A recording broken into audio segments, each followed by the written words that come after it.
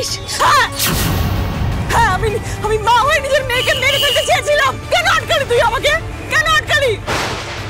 আমি তো মা হয়ে ওর প্রতি কোনো দায়িত্ব পালন করতে পারবো না, কোনো কর্তব্য পালন করতে পারবো না, কোনো রকম কোনো সুখ স্বাচ্ছন্দ্য কিচ্ছু দিতে পারবো না, আমি কিচ্ছু না।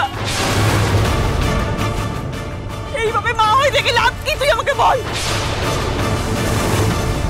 আমি কোনোদিন ওকে ভালো জামা কাপড় কিনে দিতে পারবো না পুতুল, কোনো ভালো স্কুলে পড়াতে পারবো না।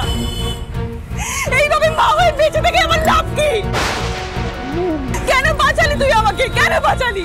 দিদি এরকম করিস না, একটু শান্ত হ। ছেড়ে দাও আমাকে, আমি বাঁচতে চাই না, আমি মরতে চাই।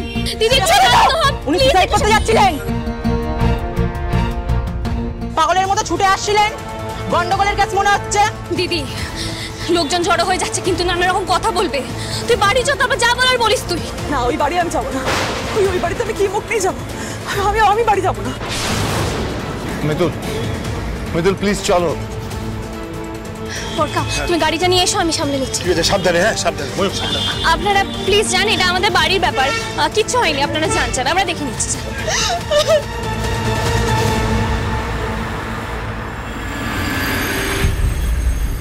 তোমার কি হয়েছে বাবা? তোমার কি হয়েছে? তোমার কি ডুবেছে? মা দেরি করছে আসতে, তাই না? পুতুলের তো এতক্ষণে চলে আসার কথা, কেন দেরি হচ্ছে বলতো? দেখ তো কাছে। ওলে বাবা লে, একটুখানি দুধ গরম কইরা দে, মুখ খাওয়াই বাবা রে। কি পাগল হলি চাপা? নিজে একটা ছেলের মা হয়ে বোকা বোকা কথা বলছে। এইটুকু বাচ্চাকে তোলা খাওয়ানো যায় রে? আনতাছে তো। কাদুক, পুতুল আসলে পুতুল খাওয়াবে। একটু দেখ তো গিয়ে, দেরি হচ্ছে কেন? এতক্ষণে চলে আসার কথা। মাঠান এই চলে আসে। আয় আয় আয়, দেখ মেয়েটা কাঁদছে। আয় তাড়াতাড়ি আয়, দেখ তোর নাম নিচ্ছিলাম এতক্ষণে। এই তো আমরা চলে এসেছি।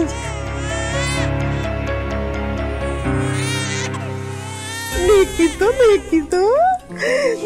তো তোমার মুখটা কেমন হয়েছে।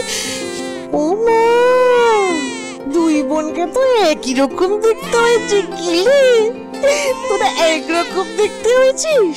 দেখেছিস পুতুল, তোরা যেরকম দুই বোন, তোদের দুই মেয়ে আবার দুই বোন একই রকম দেখতে হয়েছে, তাই না সোনা মা?